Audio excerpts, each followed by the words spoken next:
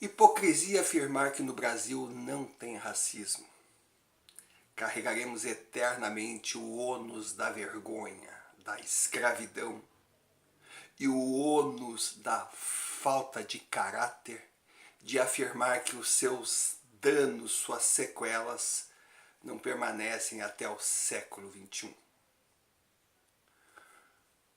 O Brasil branco trouxe os negros da África e aqui os tratou pior que trata seus animais.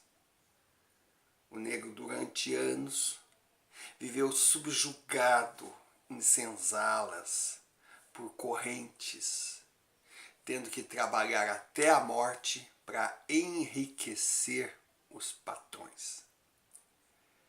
A história não se apaga, não há discurso que consiga eliminar do nosso passado essa mancha. Só que não podemos esquecer. A escravidão ocorreu por iniciativa de brancos. Mas ela foi eliminada do nosso país graças ao esforço de abnegados brancos que foram perseguidos, que sofreram represálias, que foram tratados como criminosos, mas não abandonaram o objetivo de acabar com aquele crime legal e imoral. Foi um trabalho longo. A gente sabe que mudar leis é um processo demorado. Mas eles persistiram. E de geração em geração, o sentimento abolicionista cresceu a pontos de pressionar o império, que se viu obrigado a libertar os negros, mesmo sabendo que essa iniciativa seria fatal para a economia da época. Porque sempre tem a questão econômica, o grande complicador dinheiro.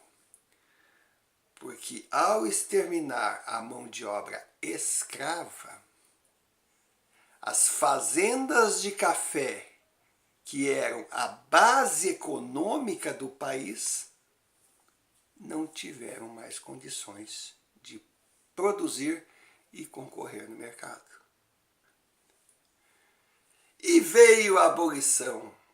Princesa Isabel assinou a Lei Áurea, fogos, acabou a discriminação. Conversa. O país branco era dividido em duas partes.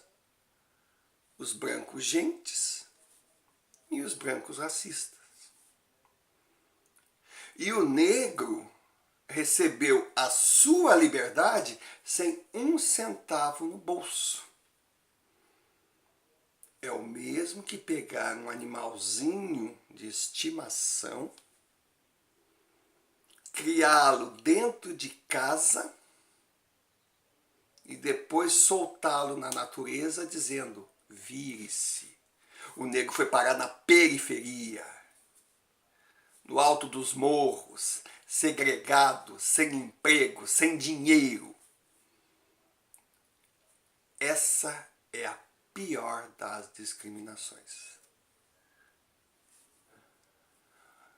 A vida seguiu seu curso, a fila anda. O século XIX terminou, vivemos um longo século XX de pequenas, mas significativas modificações. E hoje estamos no século XXI. E não venham me dizer que a situação do negro hoje é igual à dos brancos. Mas também não queiram me empurrar goela abaixo que a situação do negro é igual a que era no passado. muito foi feito. Houve um progresso, mas há muito mais a ser realizado. Então, nesse ponto, eu sou a favor de toda a campanha que trabalhe para eliminar o racismo, eliminar a hipocrisia daqueles que se dizem não racista, mas discriminam pela cor, e eliminar a diferença de condições, principalmente entre os jovens. Sou a favor de campanhas, mas só a página 2. Passou da página 2. Agora a Globo está veiculando uma campanha repleta de celebridades femininas negras, lindas por sinal, chamada Vidas Negras, falando que o jovem negro morre muito mais que o jovem branco. Esse tipo de campanha eu sou literalmente contra. Porque é uma campanha racista, só que o racismo, nesse caso, tem vetor contrário, vem do negro para o branco. E é uma campanha com aquele discurso hipócrita socialista que prega o quanto mais dividir, melhor. Sociedade dividida não luta unida pela cidadania. Essa campanha é hipócrita, é vergonhosa, talvez até mais que o próprio racismo. Aí vem alguém e me pergunta, mas Romário, você quer dizer que o negro não morre mais que o branco? Que as estatísticas estão erradas? Eu digo não, claro. Eu não sei nem os números, mas eu calculo que a cada 5 jovens que morram, 4 sejam negros. E daí, o que esses números conseguem trazer a verdade? No quê? Números são frios. A matemática é exata, mas o número não traz as entrelinhas. Para mim, o velho deve morrer. A natureza leva à renovação. Mas o jovem tem o direito. A sociedade tem a obrigação sagrada de lhe garantir vida, futuro. É na mão do jovem que está a sequência da vida, mas eu falo o jovem, não o jovem negro, amarelo, branco, vermelho, não, o jovem. Então, quando vem alguém usando rede nacional de televisão para defender a vida de jovens por categorias, eu já estou fora. Mas e quanto à injustiça dos números mostrarem que morrem mais jovens negros? Pense. Essa estatística coloca também o jovem negro que morre empunhando um fuzil de longo alcance, um cigarro de maconha no canto da boca, dizendo nós é o crime e dando tiro para todo lado, vitimando inocentes. Outra, boa parte desses jovens negros mortos morrem nas mãos de outros jovens negros em guerras de quadrilhas, guerras de gangue, de traficantes. Outra, muitos jovens negros dessa estatística também morrem chegando do trabalho, da escola, nas mãos de jovens negros vagabundos que não querem trabalhar. E detalhe, os dois moram na mesma comunidade. Os dois tiveram as mesmas poucas chances. Os dois cresceram discriminados. Só que um resolveu ser homem. O outro resolveu ser bandido. Então eu peço a essas atrizes, umas muito bem intencionadas, outras apenas fazendo campanha política em nome de um socialismo que dizimou o nosso país, que dividiu o nosso país, que só soube implantar A versus B, rico contra pobre, negro contra branco, só soube dividir como determina Lenin. Eu peço a essas comunas de roupas de grife,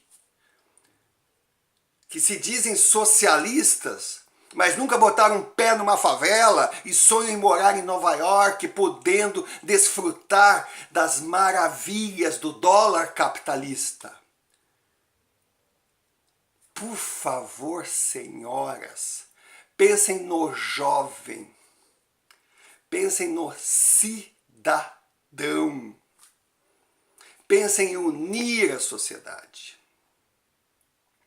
Porque esse jovem que as senhoras defendem de uma forma generalizada tem que aprender que na vida tem ação e reação. Se eles acham maravilhoso dar tiros para cima mostrando que são valentes, eles devem entender também que a bala ricocheteia, que ela pode voltar. E também, senhoras, não esqueçam que entre esses jovens negros que as senhoras defendem a vida, estão policiais, meninos de farda mortos, que estão ali para defender a sociedade, para defender a sua casa. Então querem fazer campanha? Façam campanha em prol da juventude, cobrem dos políticos que defendam os jovens em geral. Parem com essa eu sei dizer. Parem com essa palhaçada de dividir o país em grupo, determinando quem é vítima e quem não é vítima. Parem com esse discurso lulista do opressor. Parem, acordem para o Brasil.